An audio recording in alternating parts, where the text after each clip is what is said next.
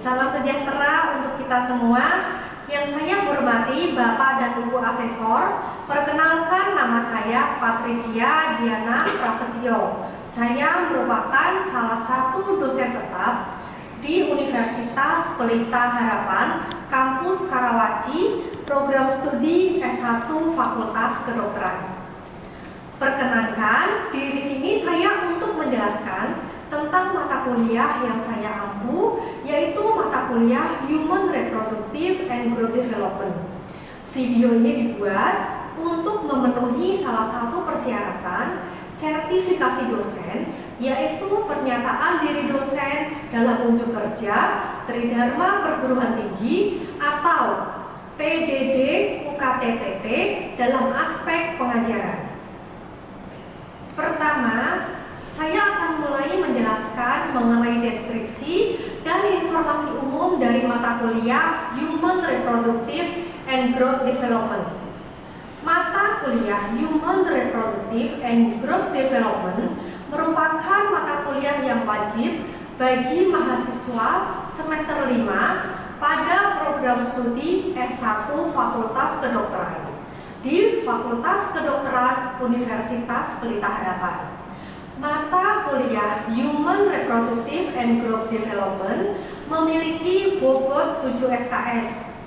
Pada mata kuliah ini, mahasiswa akan lulus jika memperoleh nilai minimal C atau 60. Capaian pembelajaran lulusan pada mata kuliah Human Reproductive and Growth Development yang pertama adalah mahasiswa dapat menginternalisasi nilai, norma, dan etika akademik, etika penelitian, dan etika profesi kedokteran. Yang kedua, mahasiswa mampu menggunakan pemikiran logis, kritis, sistematis, dan inovatif dalam konteks pengembangan atau implementasi ilmu pengetahuan dan teknologi yang memperhatikan dan menerapkan nilai humaniora. Yang ketiga, mahasiswa mampu menganalisa dan memanfaatkan data informasi dari pasien sebagai panduan tata laksana kasus. Yang keempat, mahasiswa diharapkan mampu menyelesaikan masalah kesehatan berdasarkan landasan ilmiah ilmu kedokteran dan kesehatan yang mutakhir untuk mendapatkan hasil yang optimal. Yang kelima, mahasiswa mampu menguasai teori ilmu biomedik, ilmu humaniora, ilmu kedokteran klinik, dan ilmu kesehatan masyarakat atau kedokteran pencegahan atau kedokteran komunitas yang terkini sebagai landasan ilmiah ilmu kedokteran. Yang keenam, mahasiswa mampu menguasai konsep pendekatan promosi, prevensi, penegakan diagnosis, penata laksanaan, dan rehabilitasi dalam menyelesaikan masalah kesehatan pada individu, keluarga, dan masyarakat. Capaian lulusan pembelajaran atau CPL pada mata kuliah ini untuk bidang kognitif yaitu pada C2 yaitu pemahaman, sedangkan untuk afektif pada A1 yaitu penerimaan, dan untuk psikomotor pada P1 yaitu memperhatikan, dan P2 yaitu membentuk. Topik mata kuliah yang saya bawakan adalah patologi genital tract dengan tujuan yang pertama, mahasiswa mampu mendeskripsi gangguan patologi pada traktus genitalia perempuan. Yang kedua, mahasiswa mampu menjabarkan etiologi, patofisiologi, penyakit ginekologi yang umum yang banyak terjadi pada traktus genitalia perempuan. Tujuan pembelajaran pada laboratorium terpadu patologi anatomi. Yang pertama, yaitu mendeskripsikan perubahan histologi yang terjadi pada organ serviks. Yang kedua, mendeskripsikan perubahan histologi pada organ vulva dan vagina.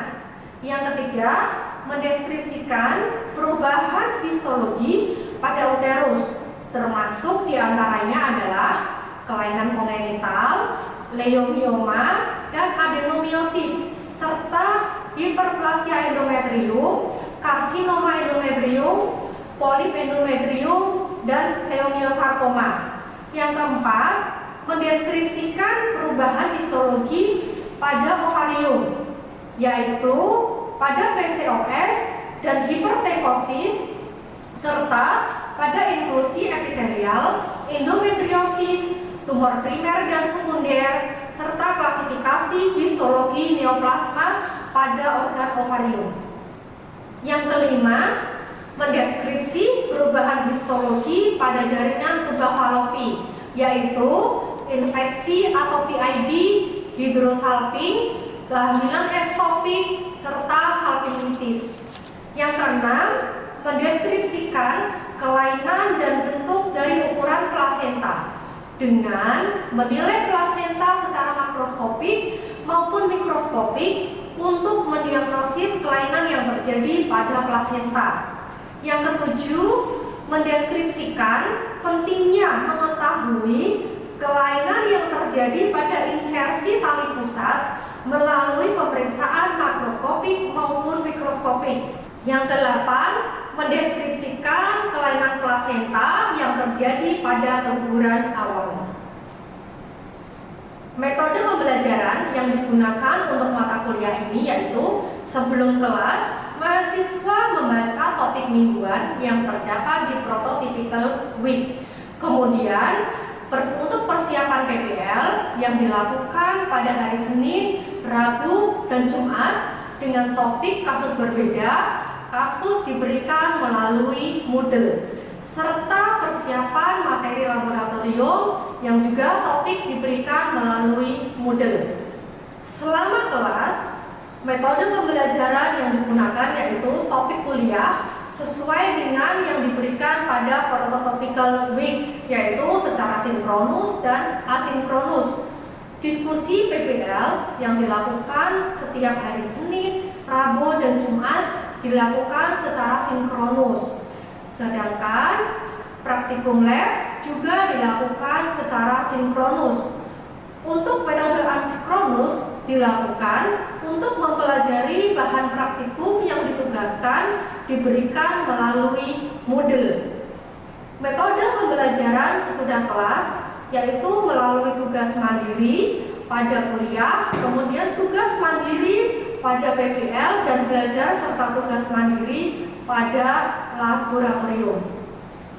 Buku referensi yang digunakan pada mata kuliah ini yang pertama yaitu adalah Robin and Cotran Pathology Basic of Disease, kemudian Pathology Illustrated, yang ketiga adalah Ackerman Surgical Pathology, yang keempat adalah Roboy Pathology of the Reproductive Tract, dan yang kelima adalah Blaustein Pathology of the Female Genital Tract.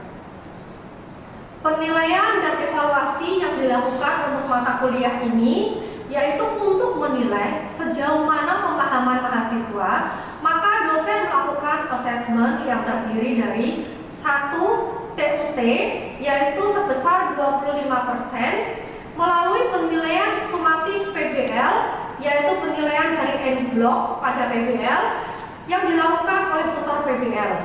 Yang kedua yaitu UAS sebesar 55% dilakukan dengan metode MCQ.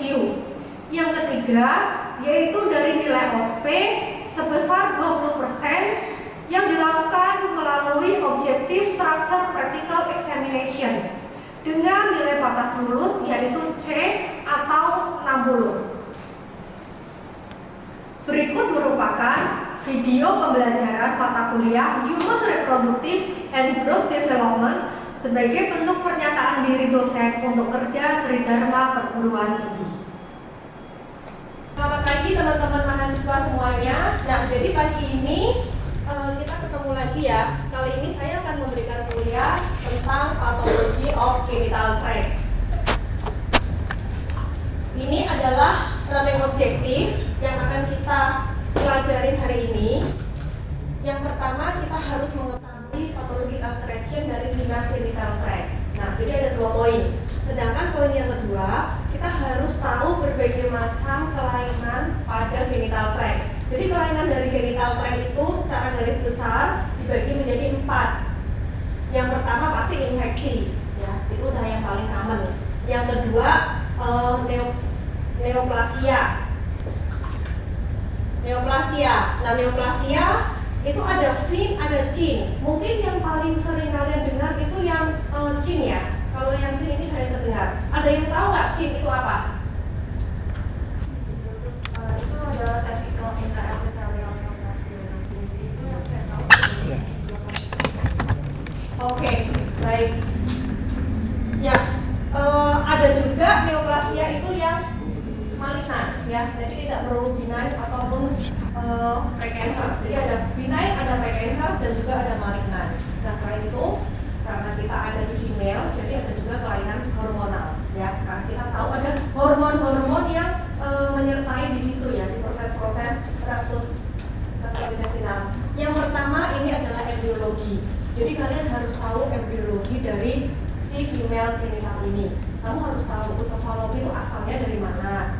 Kemudian uterus itu asalnya dari mana, vagina yang atas dari mana, yang bawah dari mana. Saya rasa itu sudah pernah kalian pelajari di anatomi ya. Oke. Jadi ini basicnya nanti kalian harus tahu. Nah, ini adalah gambaran dari serviks ya. Jadi kita nanti ketika berbeda usia, itu kita akan mendapatkan epitel yang berbeda. Terutama ini berguna pada pap smear. Ya, jadi kalau kamu misalnya melakukan pap smear, kemudian mendapatkan gambaran epitel-epitel yang berbeda, itu nanti jangan bingung karena itu tergantung usia.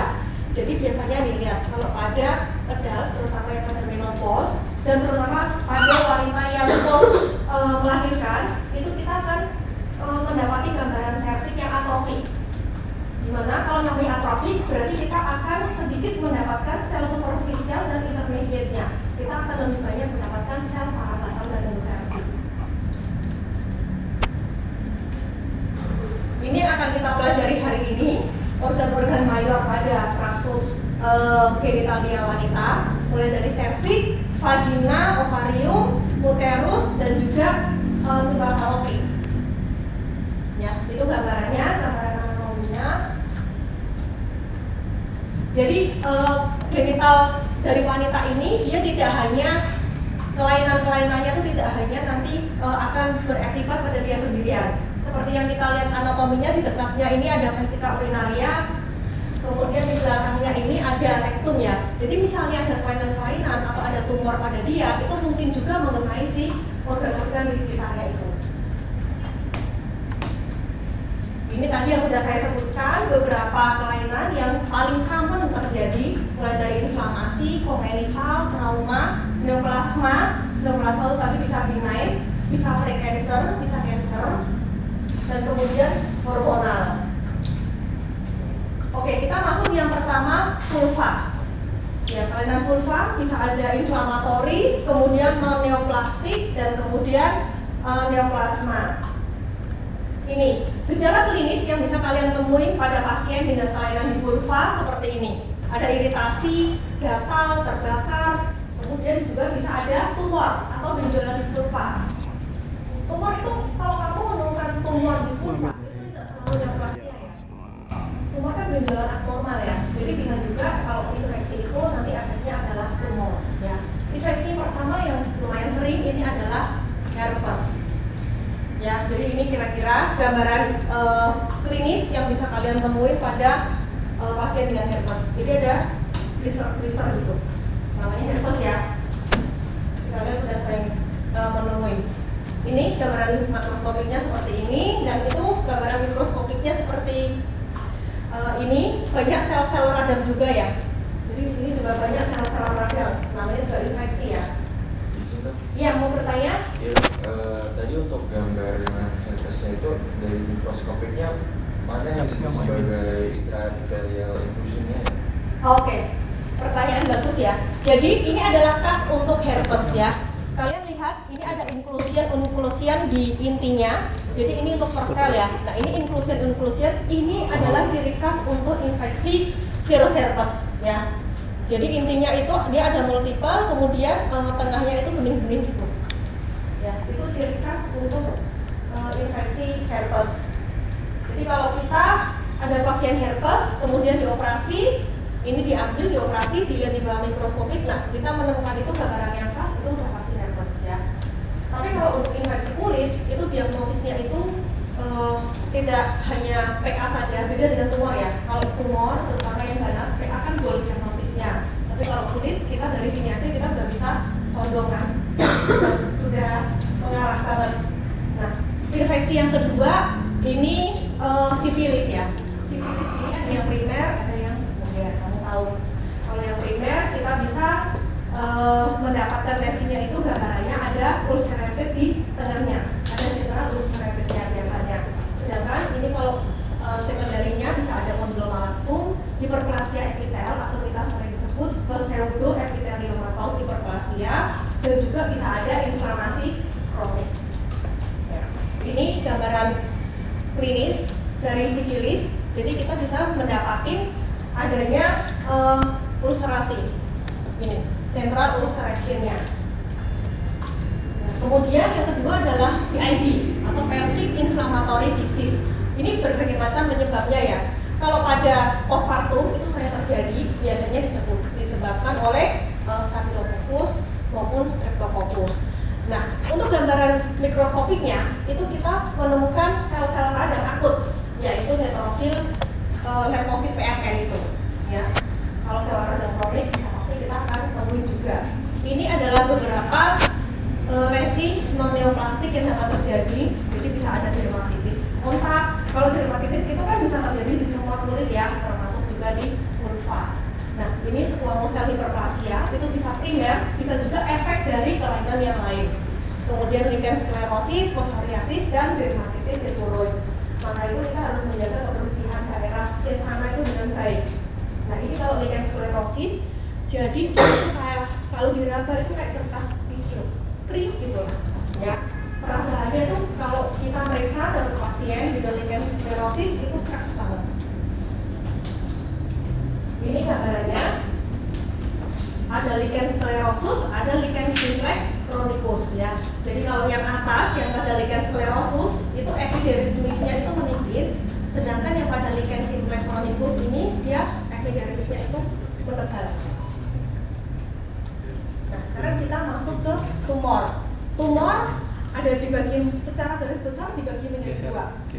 Ada yang benign, ada yang malignan. Tapi ada juga yang borderline atau precancer yang kita sebut sebagai squamous intraepithelial neoplasia. Nah, ini ada yang low, ada yang moderat, dan ada yang high grade. Ini dia disebut sebagai resipromalignant. Dia mau tanya ya? Untuk yang vulva ini kan yang squamous intraepithelial itu kan dibagi jadi yang low, moderate, sama yang high grade. Itu pembagiannya gimana ya? Nah, pertanyaan yang bagus ya. Jadi pembagian dari low, moderat, dan high grade itu berdasarkan dari ketebalan epitel permukaan yang terlibat. Jika terlibatnya itu pada sepertiga dari basal ya, dari basal sampai sepertiga ketebalan epitel itu masuk ke yang low. Tapi kalau sampai dari basal ya kita hitungnya sampai ke 2/3 itu masuk ke moderate. Di atas 2/3 sampai seluruh ketebalan epitel itu masuk yang high grade. Ya. Oke. Nah, kemudian untuk tumor yang lain yang bisa terjadi, ini lumayan sering terjadi, ini condyloma acuminata. Pada condyloma acuminata, gambaran mikroskopik yang kita sering temui itu adalah poilocytosis. Jadi dia ada inti bulat, kemudian sekelilingnya itu jernih. Ya. Apakah ada pertanyaan? Kalau tidak ada, dan nanti kalian waktu belajar kalian menemukan pertanyaan, kalian bisa email ke saya. Kalau diperlukan, nanti kita akan janjian ya untuk ada waktu diskusi untuk pertanyaan-pertanyaan kalian. Ini adalah referensi yang saya pakai. Demikian yang saya hari ini. Terima kasih. Oke, selamat pagi semuanya. Oke, jadi hari ini kita akan praktikum tentang female genital tract ya, sesuai dengan objektif kita di minggu ini. Ya, ini yang pertama kita masuk ke leiomyoma uteri ya. Jadi ini saya sudah memasang slide leiomyoma uteri. Ada juga di masing-masing mikroskop kalian. Kalian tadi bisa lihat. Sekarang lihat ke televisi dulu. Saya akan menjelaskan ya. Jadi pertama kita lihat dulu dari pembesaran yang kecil. Kita scroll dulu. Nah kemudian nanti kalian bisa ini ya langsung membesarkan untuk kita melihat inti selnya.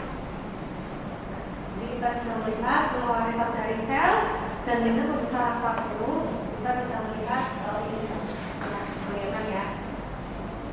Jadi kalau leiomyoma uteri kita akan melihat sel-selnya ini bentuknya itu seperti cerutu ya. Jadi kurang lebih itu dia sel-selnya bentuknya seperti ini. Jadi antara ujung dan ujungnya ini kumpul ya.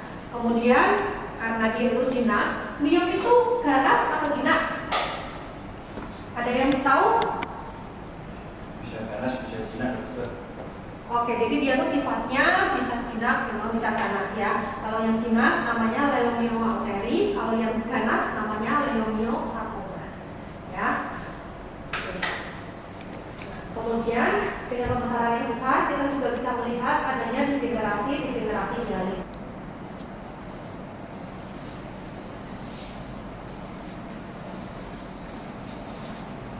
Oke, sebelum kita masuk ke kasus kedua, apakah ada pertanyaan untuk leiomyoma uteri? Ya, silakan. Izin bertanya, untuk lokasi miom itu bisa terjadi di lokasi mana aja ya? Oke, sebenarnya miom itu bisa terjadi di semua yang punya otot polos ya. Tapi khusus untuk uterus, kita tahu ya, ini uterus kan bentuknya seperti ini ya, kurang lebih seperti ini. Miom itu ada 3 lokasi yang paling sering. Yang pertama itu submukosa. Jadi submukosa ini dia letaknya berdekatan dengan endometrium ya. Yang kedua ini adalah intramural. Jadi dia benar-benar murni di dalam endometrium. Dan yang ketiga, kalau dia menonjol, dia ada di subserosa. Jadi ini adalah 3 lokasi yang tersering di endometrium.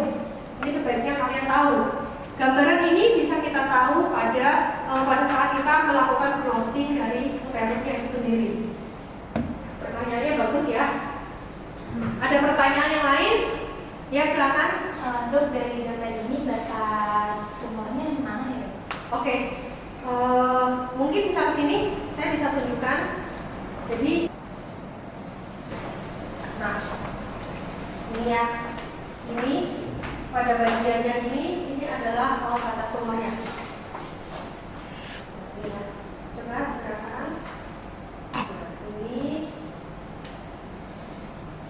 nah itu ya. Nah, jadi ini kalau yang ini adalah leiomyoma uteri jinak, jadi batas tumornya ini dia sangat ya.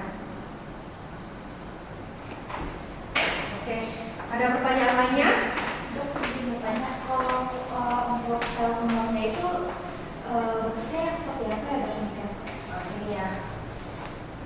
Mungkin Rachel bisa kesini juga.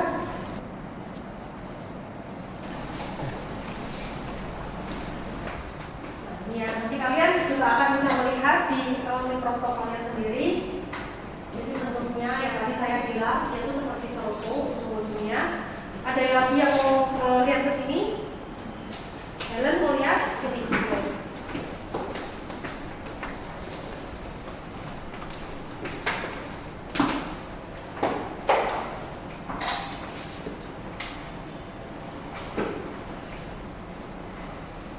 Ya, ya, please.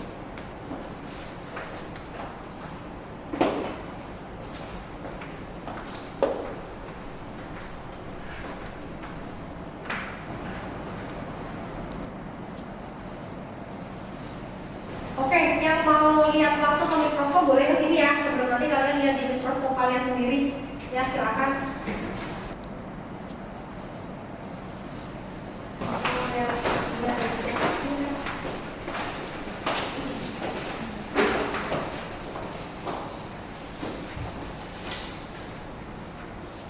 Nah, jelas ya. Itu kita lihat untuk sel tumornya.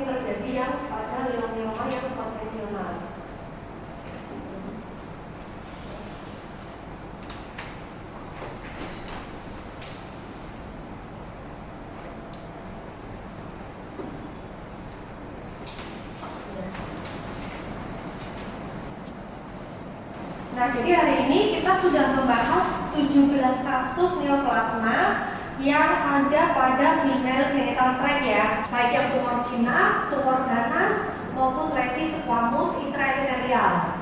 Ya, untuk itu kalian nanti akan ada tugas yang kalian harus kerjakan dan dikumpulkan pada sebelum akhir blok. Apakah masih ada pertanyaan lagi?